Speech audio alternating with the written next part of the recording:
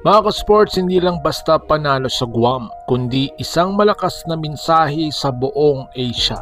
Muling nagpakitang gilas ang ating national team at ngayon, number 1 na daw sa Asian qualifier standing. Ang lineup, si Justin Brownlee, Quintin Millero-Brown, or mas kilala nating QMB, Kevin Kiambao or KQ, CJ Perez at AJ Edu. Lahat nag-step up. At ang pinaka-exciting, ito na ang balik bansa para sa Game 2 at napatahimik ang Taipei sa nakita nilang dominance. Kung trip mo po ang ganitong content, paiwan ng follow at pa-subscribe na din. Tara, simulan na natin. Pagbalik ng Gilas Pilipinas, ramdam agad ang hype. Hindi lang ito basta laro, isang showcase ng dominance at pride ng ating inang bayan. Ang crowd, electrifying, ang energy, contagious. Ang lineup na sina Brownlee, QMB, KQ, CJ at AJ ay nagbigay ng confidence sa fans. Dahil nga si Brownlee ay isang leader sa court at clutch scorer.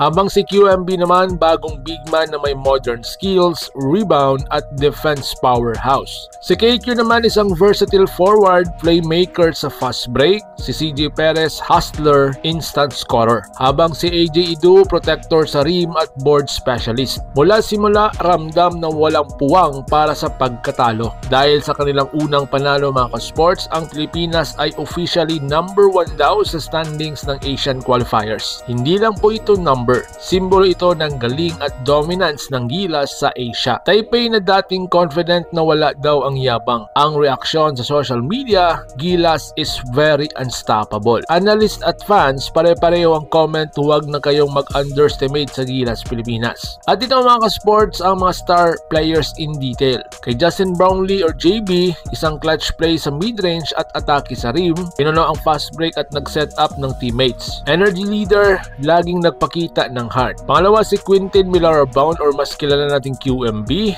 dominant sa rebounds at shot blocking. May offensive threat mula sa post at sa perimeter, nagbigay ng psychological advantage para sa ating national team. Sumunod si Kevin Kiambao or si KQ, isang versatile forward na nagbukas ng defense sa extra passes. Nag-handle ng transition plays, game changer sa open court offense. Si CJ Perez, hustle plays, steals, fast break, scoring. Nagbigay ng instant momentum sa Gilas, laging nasa tamang lugar sa tamang oras. Habang si AJ Edu, isang rim protector at rebound machine, nagbigay ng physical presence sa paint, pinigilan ang comeback attempts ng kalaban. Kung ipagsama-sama mo mga ka-sports, full package ang Gilas. Offense, defense, leadership at teamwork. Kaya mga ka-sports, ang Taipei na dati may confidence sa ranking napatahimik sa dominance ng ating national team na Gilas Pilipinas. Sa social media explosion, fans at analysts nagtatawanan sa galing ng Pilipinas at napakomment,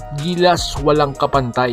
Number 1 na sa standings at hindi lang swerte, solid team performance pa. Ito rin ay psychological advantage bago ang home game. Ipinakita sa buong Asia na ang Gilas Pilipinas is here to dominate. So balik bansa sila para sa Game 2 this coming December 1 at ito ay hindi lang basta laro. Ito po mga ka-sports ay statement na kung saan ay Gilas is ready sa pressure, Gilas handa sa home crowd at Gilas pinapakita ang heart at pride ng Pilipinas. Fans, media at buong bansa lahat ay excited makita ang momentum na dala ng Gilas. Number 1 sa standings, solid lineup, powerhouse performance at heart. At ayun mga ka-sports, Gilas Pilipinas unstoppable. Muling pinakita na sila ang top team sa Asian qualifiers na ginulat ang Taipei at handa na sa balik bansa para sa Game 2. Kaya suportahan po natin sila mga ka-sports, like, comment, share at subscribe para sa latest updates, full highlights at analysis. Gilas Pilipinas, puso. So paano?